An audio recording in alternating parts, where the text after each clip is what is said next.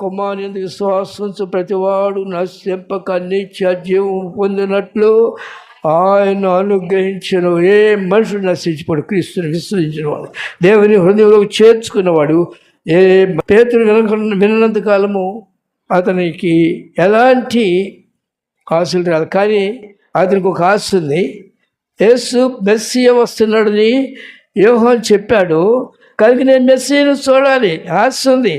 కానీ ఆయన వచ్చేదాకా నేను ఎక్కడ, ఆయన వస్తాడు, ఎప్పుడు వస్తాడు, కానీ నా వృత్తి నేను చూసుకుంటాను వెళ్ళాడు, వృత్తి చూసుకుంటున్నాడు.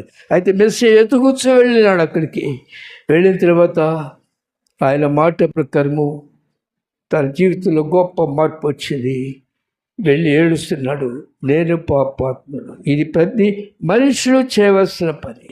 దేవుడిని సంధించిన తర్వాత, యేసు ప్రభు దగ్గరికి నువ్వు వచ్చిన తర్వాత, సువార్త వింటున్న తర్వాత సువార్త ప్రకారము నీ జీవితాన్ని దిద్దుకోవాలి.